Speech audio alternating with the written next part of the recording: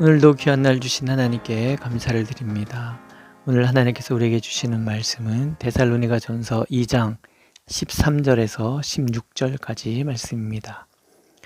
이러므로 우리가 하나님께 끊임없이 감사함은 너희가 우리에게 들은 바 하나님의 말씀을 받을 때에 사람의 말로 받지 아니하고 하나님의 말씀으로 받음이니 진실로 그러하도다. 이 말씀이 또한 너희 믿는 자 가운데에서 역사하느니라.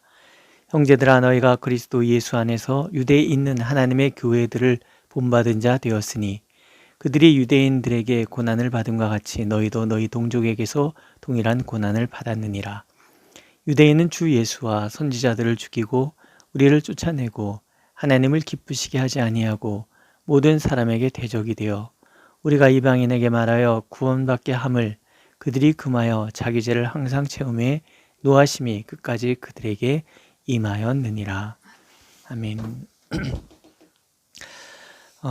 사도는 오늘 말씀을 통해서 두 가지를 감사를 하고 있죠.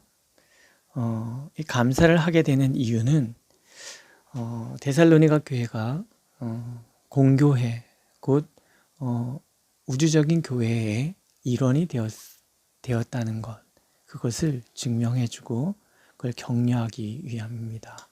그런 그 일원이 되는데 나타난 현상이 두 가지인 거죠. 하나는 사도들이 말씀을 전할 때 그것을 하나님의 말씀으로 받았다는 것.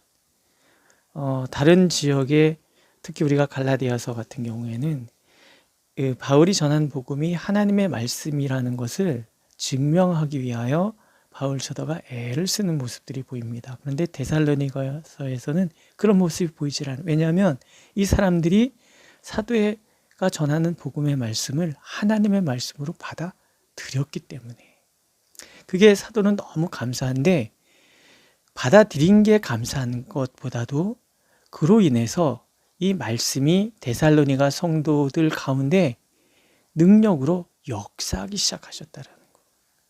하나님의 말씀을 받았는데 그 말씀이 살아 역사하시는 그런 모습이 데살로니가 성도들이 공교회, 모든 우주적인 교회의 한 일원이 되었다는 것을 증명하는 것이다라는 거죠. 다시 말하면 하나님께서 이들을 구원하셔서 받아주셨다는 것. 그게 사도는 너무 감사한 거예요. 두 번째는 데살로니가 성도들이 그 동족들에게 복음을 받아들였다는 것 때문에 핍박을 받았다라는 거예요. 근데 이 핍박을 받았다는 것 자체는 결국 복음이 그곳에 역사하고 있기 때문이다. 복음이 전해지는 세상에는 복음이 싫기 때문에 복음을 받아들이는 사람들을 핍박할 수밖에 없는 구조가 되어 있는 거예요. 그런데 지금 데살로니가 성도들은 복음을 받아들임과 동시에 그로 인해서 동족들에게 핍박, 앞에서 얘기하는 큰 환난을 겪었다라는 거예요. 근데 이게 그들에게만 있었던 일이 아니라 유대에 있는 하나님의 교회들에게도 동일한 일이 일어났다라는 거죠.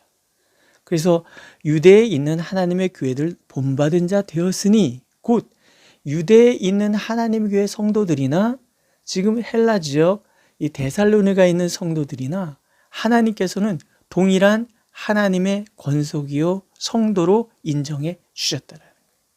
그러니까 환난이라는 것 자체는 우리를 힘들게 하는 것일지 모르지만 그러나 그 이면을 들여다보면 하나님께서 데살로니가 교회 성도들을 받아들이셨다는 것을 증명하기 때문에 사도는 그것을 감사하고 있다. 이렇게 얘기를 해주는 거죠. 이게 사실은 데살로니가 성도들에게는 큰 격려가 돼요. 왜냐하면 3주밖에 복음을 전하지 않은 교회가 거의 자생적으로 큰 교회가 된 거고, 그런데 마게도냐 성도들에게조차도 본이 되는 믿음과 사랑과 소망의 삶을 살아가고 있었다라는 거예요.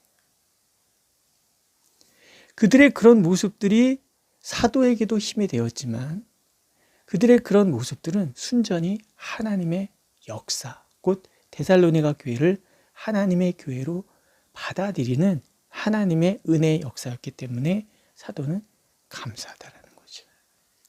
그럼 그런 환난이라는 것 자체가 끊임없이 계속될 것이냐?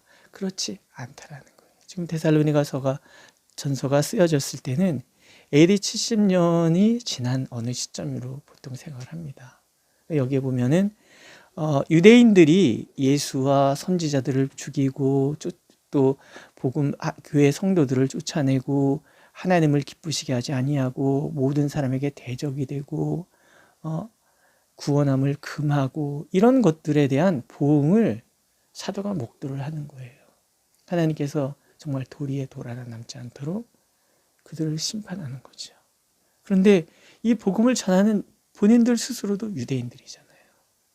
그러니까 예수 그리스도께 적대적이었던 그들에 대한 하나님의 심판을 이야기하는 이유는 내 사랑하는 동족들을 비판하기 위해서가 아니라 데살로니가 성도들을 격려하기 위해서. 오늘 비록 고난이 있을지라도 담대하라. 왜냐하면 하나님께서는 하나님의 교회를 위하여 싸우실 것이고 승리하게 만들어 주실 거라는 거죠. 찬송가 413장에 보면은 내 평생에 가는 길 순탄하여 늘 잔잔한 강 같든지 큰 풍파로 무섭고 어렵든지 나의 영혼은 늘 편하다라는 말씀이 나와요. 그 다음에 2절에 보면 저 마귀는 우리를 삼키려고 입 벌리고 달려와도 주 예수는 우리의 대장이 되니 끝내 싸워서 이기리라 이렇게 고백을 합니다. 순탄한 일만 있는 것이 아니라 때로는 큰 풍파로 무섭고 어려운 상황이 내게 있어요. 그러나 영원히 평안해. 왜?